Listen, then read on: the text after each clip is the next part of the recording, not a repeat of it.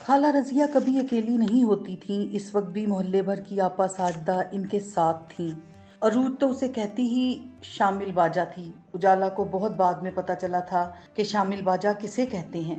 رضیہ خالہ اور ساجدہ آپا صحن میں رکھے تخت پر براجمان تھیں، پھر ڈیجیٹل فین کا پورا رخ اپنی طرف کر کے قدرے اونچی آواز میں بولیں، توبہ ہے اتنی گرمی۔ خالہ رضیہ کی آواز کا ایفیکٹ بالکل ایسے آ رہا تھا جیسے پرانے وقتوں میں گراموفون پر چلنے والا سیاہ توے جیسا ریکارڈ خراب ہو جانے پر آواز دیتا ہے، روبوٹ جیسی آواز۔ خالہ جہنم سے کنیکشن مل گیا ہے، اجالا نے ہنس کے کہا۔ استغفار، خالہ نے اپنے گال پیٹے۔ باتیں ہی کیے جاؤ گی یا پانی بھی پلاؤ گی؟ حلق خشک ہوئے جا رہا ہے۔ اے سلیمہ، سکنجوین تو بناؤ، گرمی بہت ہے، رضیہ خالہ نے ایک سانس میں کہا۔ جا رہی ہوں خالہ، اجالا نے ماتھے پہ بل ڈال کر کہا، لیکن کان خالہ رضیہ اور امی کے پاس ہی چھوڑ آئی۔ ساجدہ نے رازداری سے کہا، یہ جو ہماری پچھلی گلی میں مہک رہتی ہے نا، اس کے نئے کپڑوں میں خود بخود آگ لگ گئی۔ اللہ خیر کرے۔ سلیمہ بیگم بے حد پریشان ہو گئی۔ کپڑے الماری میں رکھے تھے، کہتے ہیں آگ خود ہی بھڑک گئی۔ ساجدہ نے آنکھیں پھیلا کر جلتی پہ تیل ڈالا۔ مجھے تو اس کی جیٹھانی کے کام لگتے ہیں، وہ شکل سے ہی چالاک لگتی ہے، رضیہ نے منہ بنا کر آنکھیں پھیلا کے پورے یقین سے کہا۔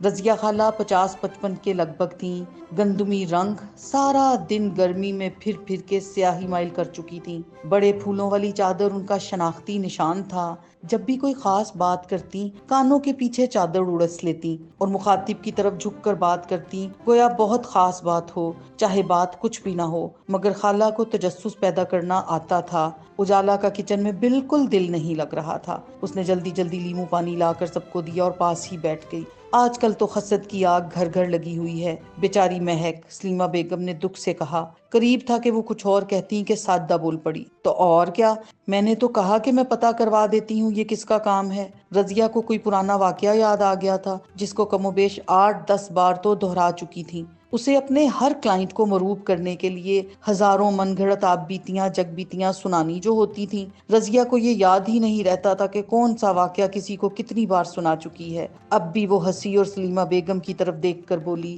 پچھلے سال میرے ساتھ نہیں ایسے ہوتا تھا، بیٹھے بیٹھے کپڑوں میں سوراخ ہو جاتے تھے۔ خالہ، آپ کے کپڑے تو ویسے ہی اتنے گھسے ہوئے ہوتے ہیں، سوراخ تو خود ہی ہونے ہیں، اجالا نے ہنستے ہوئے کہا۔ تو اس کی بات پر ساجدہ بے ساختہ ہنس دی۔ سلیمہ بیگم البتہ غصے سے اجالا کو دیکھنے لگی۔ غصہ تو رضیہ کو بھی بہت آیا، مگر اس نے موقع غنیمت جان کے فرمائش ہی کر دی، تو اپنی ماں سے کہو غریب رضیہ کو 2-4 جوڑے ہی بنا دے۔ سلیمہ بیگم اجالا کو گھور کے بولی، بس ایسے ہی مذاق کر رہی ہے، چلو اٹھو اور دیکھو عروج کیا کر رہی ہے، اسے وہاں سے اٹھانا ہی مناسب تھا، بڑی شرارتی ہے آپ کی ڈاکٹر بیٹی، ساجدہ آپا نے کہا، اور سلیمہ کی ساری کلفتیں غائب ہو گئیں۔ ان کی شریر بیٹی کے ماتھے پر ڈاکٹر کا تمغہ سج گیا تھا۔ سلیمہ بیگم جتنی مغرور ہوتی کم تھا۔ آپ نے اجالا کو حفاظت کا تعویذ باندھا ہوا ہے؟ ہاں، مگر بے پرواہ بہت ہے، اتار کر بھول جاتی ہے، سلیمہ بیگم نے پریشانی سے کہا۔ بچے ایسے ہی کرتے ہیں، خود دھیان کیا کریں، ساجدہ نے مشورہ دیا تو سلیمہ بیگم نے اثبات میں سر ہلایا۔ اچھا، میں چلتی ہوں، دیکھوں گھر جا کر بہو نے کون سا نیا چاند چڑھایا ہے، جی بھر کے پھوہڑ ہے، کچھ بنانا ہی نہیں آتا، روز ہنڈیا جلا دیتی ہے، رضیہ نے اٹھتے ہوئے کہا۔ تو ساجدہ بھی ساتھ ہی اٹھ گئیں۔ گھر کے رزق میں برکت نہیں پڑتی ایسے روز روز ہنڈیا کے جلنے سے، ساجدہ نے گرہ لگائی۔ وہ دونوں اٹھنے کو تیار ہی تھیں کہ باہر سے سمیع صاحب کے گلا صاف کرنے کی آواز آئی۔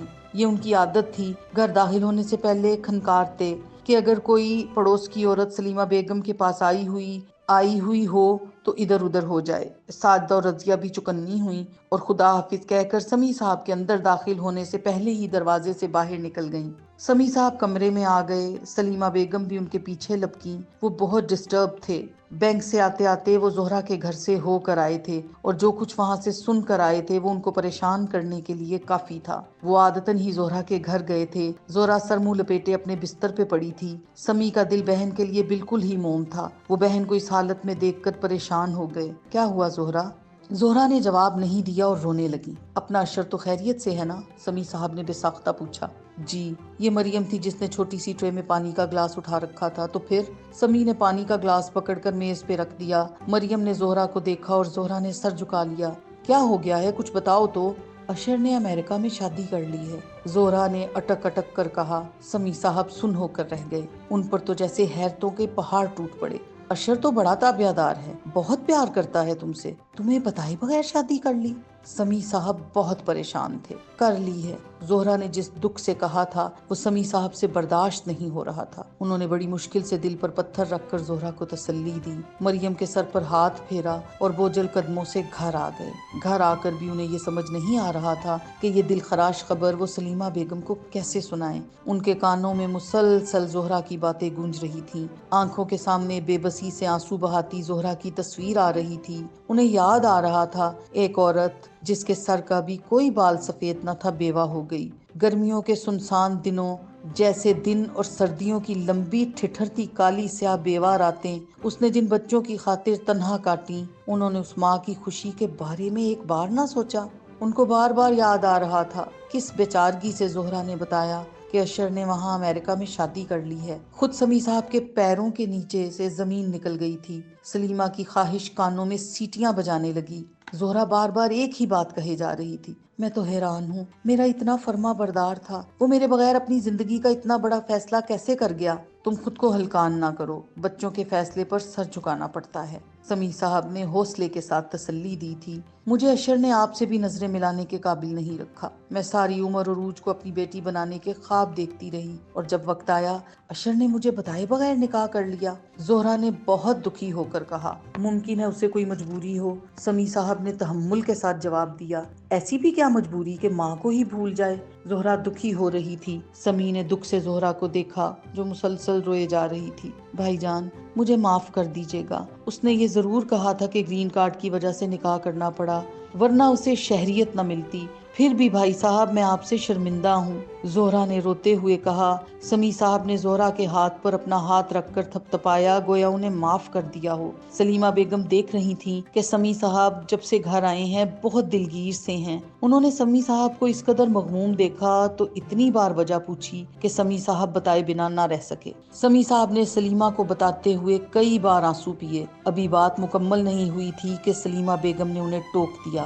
سلیمہ بیگم کا غصہ عروج پہ آ گیا، وہ تلملا کر بولی، واہ کیا بات ہے آپ کی بہن کی، یعنی مجبوری تھی اس لیے بھانجے نے امریکہ میں شادی کر لی اور کسی کو پتہ ہی نہیں؟ خوب کہانی گھڑی ہے آپ کی بہن نے، لیکن دیکھیے گا میری بد دعا لگے گی اسے۔ سلیمہ بیگم کی آنکھوں میں موٹے موٹے آنسو تھے۔ سمیع صاحب نے خاموش کروانے کی کوشش کی مگر ان کا واویلا کم نہیں ہو رہا تھا۔ اب میں کوئی بات کروں گی تو بنوں گی بری، ہر وقت زہرا زہرا ہوا کرتا تھا گھر پہ، اچھا پکا لیا ہے تو زہرا کو دے آؤ، اچھا کھانے لگے ہیں تو زہرا کو پہلے بھیجو۔ عید، شبرات، گرمی، سردی، کیا کیا نہیں نبھایا، کیا صلہ دیا ہے اس نے، بتایا ہے نہ کوئی گرین کارڈ کا چکر ہے۔ سمیع صاحب زچ ہو گئے۔ سلیمہ بیگم ناگن کی طرح پھنکاری۔ سمیع صاحب کو گھور کے بولی، آپ بے وقوف بن سکتے ہیں اس کے ہاتھوں، میں نہیں۔ نکاح نکاح ہی ہوتا ہے سمیع اللہ صاحب، وہ چاہے مرضی سے کیا جائے یا مجبوری سے۔